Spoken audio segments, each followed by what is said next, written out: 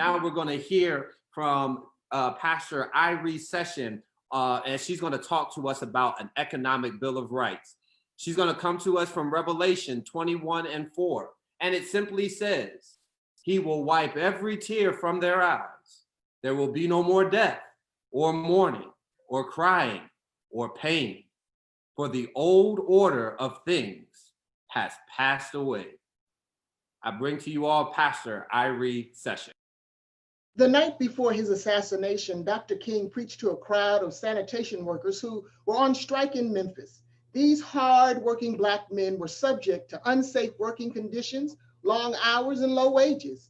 Their wages were so low that many were on welfare, and even more relied on food stamps to feed their own families. Memphis sanitation workers lived in and worked in an America that revealed itself uncompromisingly unconcerned about the plight and economic sustainability of Black life. When a country fails to provide adequate care and concern for its most vulnerable citizens, it is, in my estimation, no longer a nation under God. In fact, it is a nation that deals in death. Death because of unsafe working conditions, death because of food apartheid, death because of an unjust judicial system where if you can pay, you don't have to stay. You don't have to stay in jail waiting for a court date 6 months to a year down the road. When a nation is derelict in listening to the voices of the people most vulnerable to exploitation and injustice, it is no longer, in my estimation, a nation under God. It is a nation dealing in death, forcing whole communities to mourn the loss of fictive kinship ties because of redlining and gentrification. James Baldwin understood America's duplicity and schizophrenia quite well. He provided this nation with a measuring stick to gauge its judicial and economic integrity. Baldwin argued, and I quote, "If one really wishes to know how justice is administered in a country, one does not question the policemen, the lawyers, the judges, or the protected, and I will add the privileged members of the middle class or the wealthy. One goes to the unprotected, those precisely who need the law's protection most, and listen to their testimony." It is because of our nation's failure to listen to the voices of people in what Glency Redrick calls socially excluded communities that Dr. King and other social advocates, including the Dallas Black clergy, call for an economic bill of rights to ensure that all God's children have shoes and health care and a place to live, a livable wage, and a viable income should they be unable to work.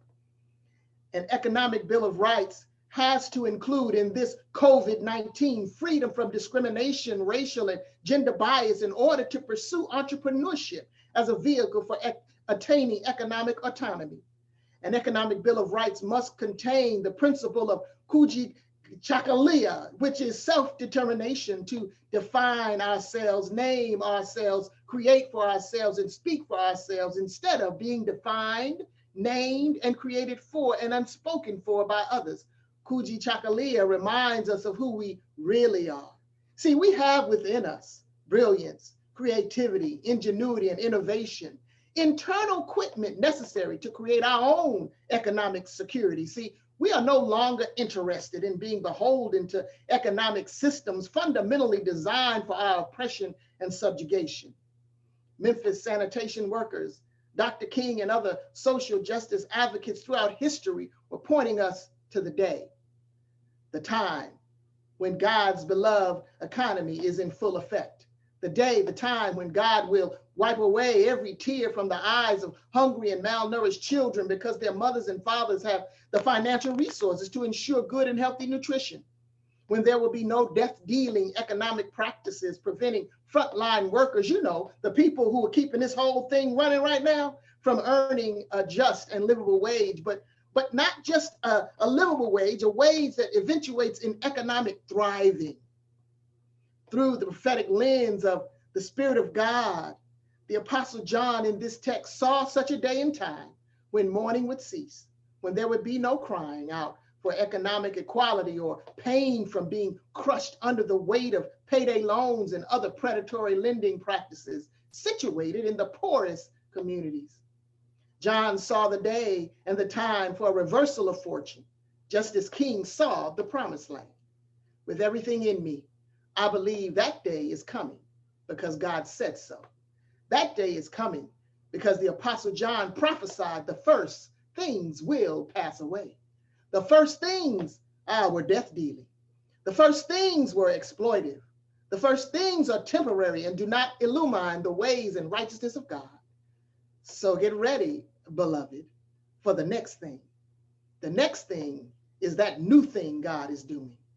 I can see it. Can you?